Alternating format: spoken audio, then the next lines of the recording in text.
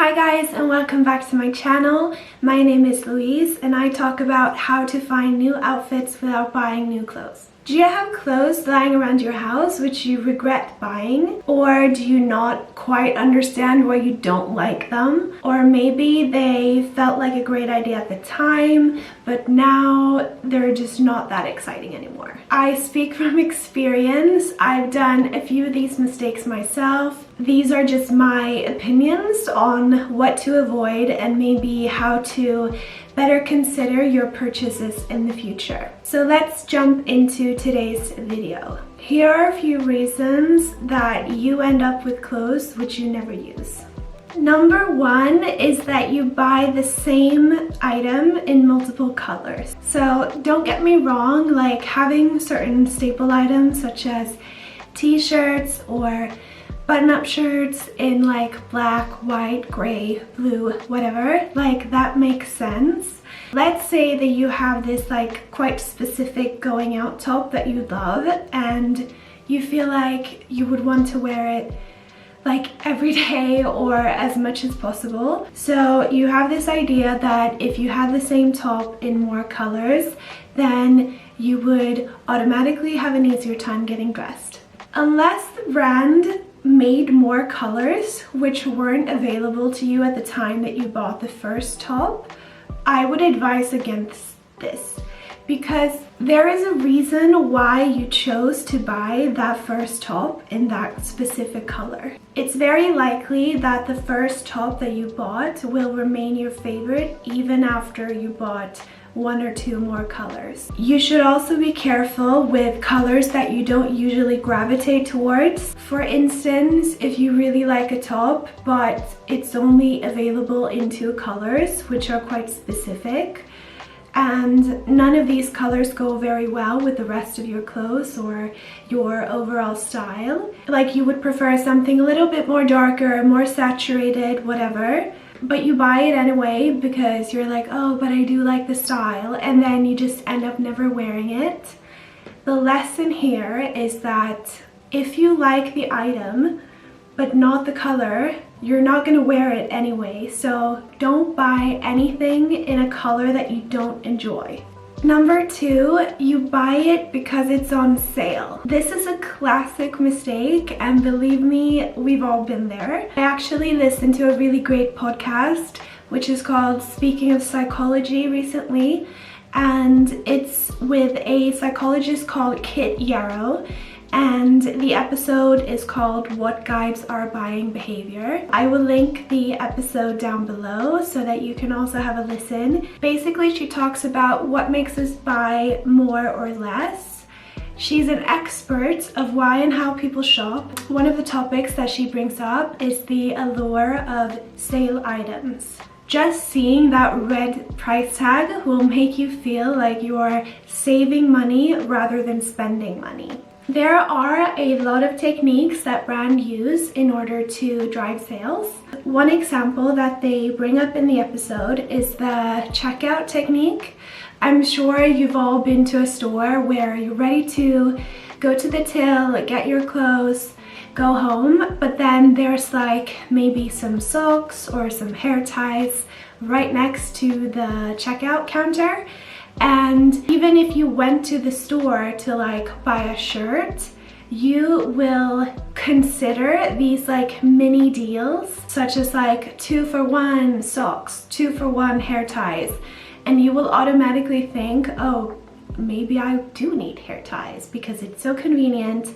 It's here, I can just grab them and go, basically. I definitely find the topic of consumer behavior very interesting.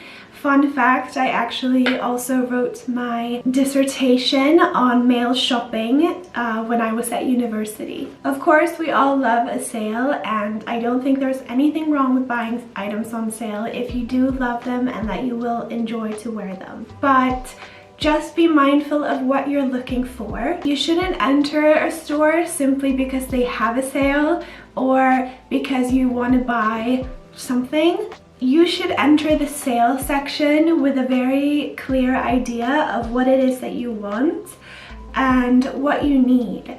And you should also have the mindset that you're lucky if you can find that at a discounted price. Also, don't compromise because it's on sale. If it's not the color, if it's not the size for you, don't buy it. Another aspect which may leave you having unworn items in your closet is when you shop online, you may shop more in order to get free shipping. Don't get me started on this one because I will shamefully admit that I have done this more than a few times myself because I enjoy vintage shopping. Sometimes I've even lost an item, like the original item that I found on the site, which I really wanted to buy, but then because I wanted free shipping, I was like frantically looking for something else to add into my cart, and then that item that I originally wanted was gone. If you love secondhand shopping like me,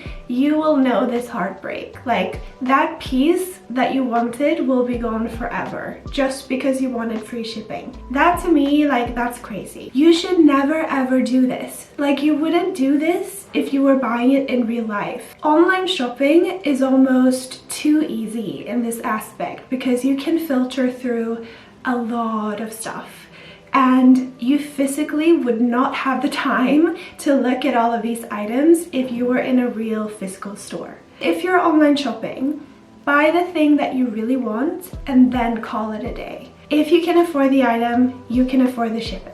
My next point is that you buy it because it was a suggested item. So when you see an item in a store or online, it's rarely just there on its own. Styling makes everything so much more appealing. And if you see a dress on a mannequin or a model combined with other items, such as accessories and shoes, it will look a whole lot better than if you just saw that dress like hanging on a hanger looking a little bit sad. And this is a really good sales technique because it sparks your imagination. You will automatically start to think about, like, how could I combine this dress with other items in my closet? How would it look if I wore this outfit? If you shop online, you will find a similar technique where there will be a section below the item, which is usually called like items in this outfit or styled with or suggested for you,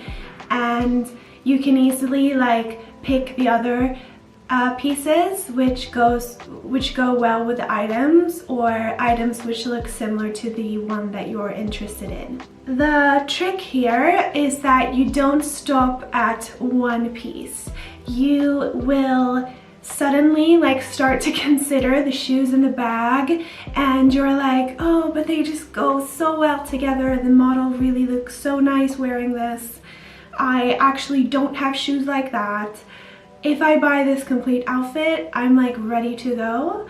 My rule is that I try to avoid purchases which trigger other purchases, because it can turn into a never-ending cycle of, if I buy this dress, I need to buy these shoes. If I buy these shoes, I will need to wear this sort of bag. And it's just, it can go on and on and on. And if I do need to buy an accommodating piece, chances are it probably doesn't fit into my existing closet that well. So like, if I buy a pair of trousers that don't match anything in my closet, am I going to wear them? Probably not. So don't do that. The last aspect that I tend to avoid is ordering more than one size. I used to do this myself. I used to consider this to be quite smart because I was unsure of my fit and I didn't really know my measurements. Step one is know your measurements and know your size. If you buy 2 items that you have no intention of keeping, you will, sign up basically for an item being shipped to you and then all the way back, just because you could not decide. So instead, if there is a store in your city, like go there instead and try it on in real life. If not, spend some time doing your measurements and then compare to the items measurements on the website. Or if they don't list them, you can always compare the measurements to an item which you already have from like a brand that does sizing similarly. This way you're gonna have a better chance of having clothes that actually fit you. You also generally really want the item to fit, so even if one of the sizes fit you slightly better than the other, it might not be like the ideal fit that you wanted, but you're like, oh, now I got 2 items shipped to me and I really want it, so I'm just gonna keep the one that kind of fits me, and then you're never gonna use it. I hope that this video was helpful and maybe you can apply some of these tips to your own shopping habits. I know that this is still a journey, an ongoing journey for me, and I'm still learning new things every day. So this channel is for me to share my experiences with you and for us to all like learn from each other, and also I would love to encourage each other to see more opportunity in using the clothes that we have and all contributing to a more conscious way of engaging with fashion and style. Let me know if you can relate to this topic. Maybe there's something else that you would like me to discuss. I have so many new ideas for my channel and I can't wait to continue my YouTube journey. If you're into the topic of finding your own personal style and wearing outfits that you love, then you should definitely download one of my ebooks. They're available on my website at louisewears.com. That's it for today. I hope I will see you again next week. I upload new videos every Sunday. Bye!